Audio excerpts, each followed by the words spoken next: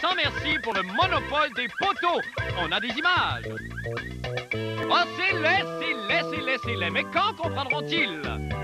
Pour commémorer la grande panne d'électricité, le Triangle Noir veut son festival du verglas. Ça, c'est comme le carnaval de Québec, mais les duchesses et le bonhomme sont pas au courant. Non, mais c'est dans le sens qu'il n'y a pas d'électricité, donc il n'y a pas de... En tout cas, on l'a bien ri, nous autres.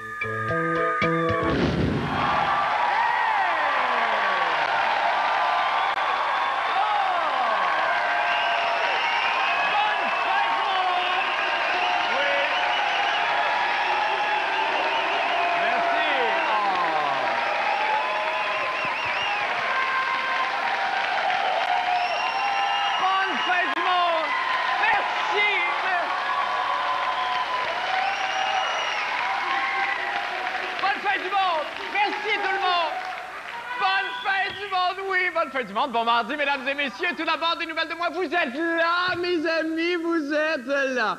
Que je suis heureux de vous revoir. Toi, Eugène, oui, je suis... Vous aussi, les jumelles Saucissa et Broussette, vous faites partie de moi. Vous êtes dans mon cœur, les autres, mais allez, tout chez le diable. Dans une semaine, vous savez qu'aura lieu le premier débat des chefs de la campagne électorale. Bon, je sais que vous êtes très jeunes dans l'assistance et que parmi vous, plusieurs n'ont jamais vu de confrontation semblable. Alors, pour votre bénéfice, j'ai pensé ce soir vous donner un avant-goût de ce que sera ce débat. Alors, pour l'occasion, je serai évidemment le vieux péquiste, M. Micheloni. Non, vive le Québec libre, là. Ouais, viens manger du gâteau. Ah, ouais, il est bon, il est bon, viens, t'as toi, t'es dans mon dos. Et pour s'opposer à moi dans le rôle d'une jeune militante libérale nommée Jacinthe, j'accueille nul autre que mon ami, M. Gildor Roy. Gildor, bonsoir.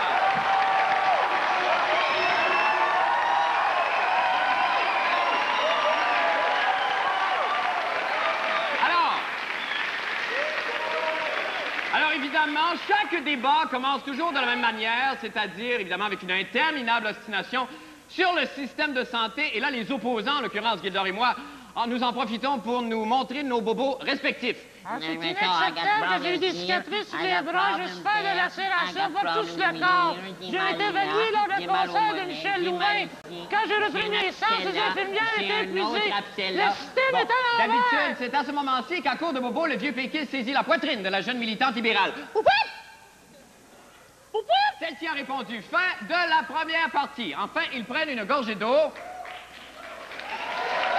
Voilà que tout est terminé.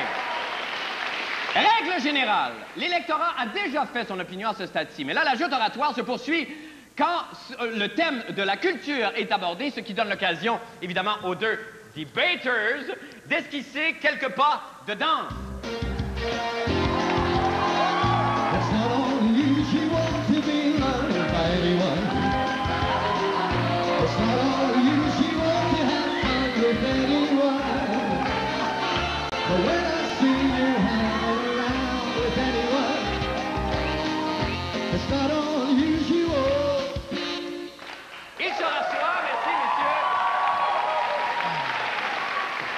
Ils se rassoient et prennent une gorgée d'eau. Fin de la deuxième partie. Maintenant, afin d'asséner le coup de grâce aux indécis, le débat se termine en abordant l'épineux thème de la langue. Oh, Gildor, excuse-moi, c'est pourquoi on a oublié l'ADQ. Ah non, on n'a personne pour représenter l'ADQ. Alors, pour représenter dignement l'ADQ ce soir, nous avons qui? Oh my God!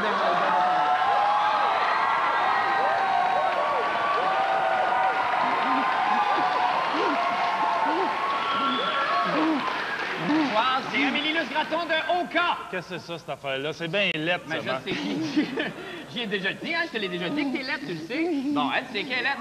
Alors, on va poursuivre quand même, et pour clore la discussion, nous allons parler de souveraineté. Je suis contre. Bon, c'est bien. Ah, je suis pour. Je suis contre. Encore une fois. Je suis pour. Je suis contre. Bon. Je suis pour, hein? Et voilà qui termine le débat. L'attention est à son comble. Et maintenant, on va libérer la jeune libérale. Merci beaucoup, Gildor. Merci infiniment. Vive la démocratie, tout le monde. Merci aux représentants de l'ADQ. Merci. Bravo.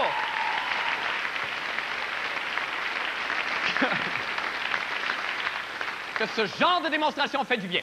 Bon, maintenant, pour les nouvelles de la fin du monde. Eh bien, à quelques semaines de Noël, c'est toujours la même question qui revient année après année. Quoi offrir à l'être aimé? Eh bien, j'ai une suggestion qui en ravira plus d'une.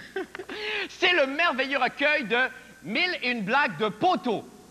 Alors, je ne sais pas combien de fois, lors d'un anniversaire ou d'un bien cuit, par exemple, vous êtes dit, mon Dieu, pourquoi n'ai-je pas eu sous la bouche ou sous la main une bonne blague de poteau, un killer, là, que je placerais dre là? Eh bien, c'est fini ce temps-là avec 1001 blagues de poteau, offrez-le à l'être aimé. Je vous donne quelques exemples, par exemple, qui, moi, m'ont fait rire aux larmes. Oh, OK, shot celle-là. Quel est le poteau préféré des enfants? Poteau le clown! Attendez, je continue. Pourquoi les poteaux vont en banque de bonheur? C'est pour faire le dépoteau. Oh, mon Dieu! J'ai mal, j'étouffe. Brillez pas, vous autres, la mafia. C'est drôle. On est-tu capable pour une autre? Qu'est-ce qui fait que les poteaux viennent verts en été? C'est la potosynthèse. Oh, wow! Non, mais c'est vrai, c'est drôle, c'est éducatif et il y a un contenu social aussi. Il y en a une ici qui est pas mal shot. Comment t'appelles un poteau qui est pris pour élever ses enfants tout seul? Un poteau parental! Comment t'appelles ça, un poteau qui va vite, vite, vite dans la boîte? Du potocross! J'ai un point ici. Une dernière, on a trop de fun. Qu'est-ce qu'il dit un poteau quand tu s'emmerdes? Je me fais scier! C'est trop blanc, c'est trop blanc. Mais là, j'y pense. D'où vient cet engouement soudain pour les poteaux? Serait-ce à cause de toutes les affiches qu'on retrouve dessus pendant les campagnes électorales? Eh bien, Jean-René Dufort, le Tiny Toothpick.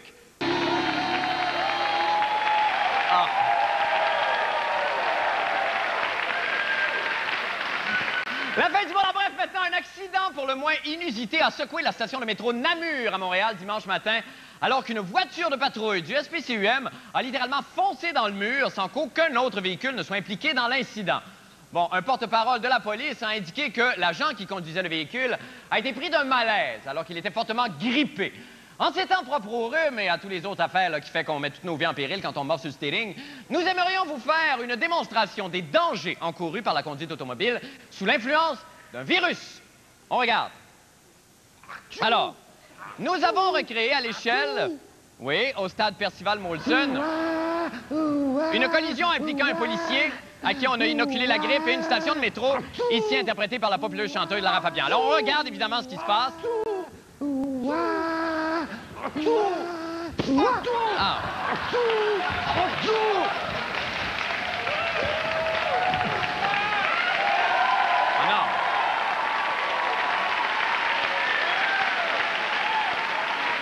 Non, c'est bête de même. Bête de même, on n'est jamais trop prudent avec le rhume, hein? Autre triste nouvelle, alors qu'on a appris ce week-end le décès du créateur de Batman, le dessinateur et écrivain M. Bob Kane, mort subitement à l'âge quand même vénérable, de 83 ans. En exclusivité, on a obtenu les images des derniers moments du père de Batman. On écoute.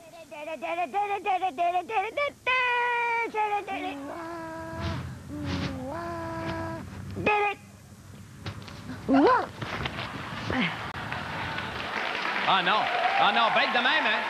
Bête. On n'est jamais trop prudent avec le rhume. Eh bien, il a le toupette de moufette et son plus grand désir, c'est de se confectionner un manteau en peau de chien. C'est Cruella Tétro et sa chronique des sports. Christian, bonsoir.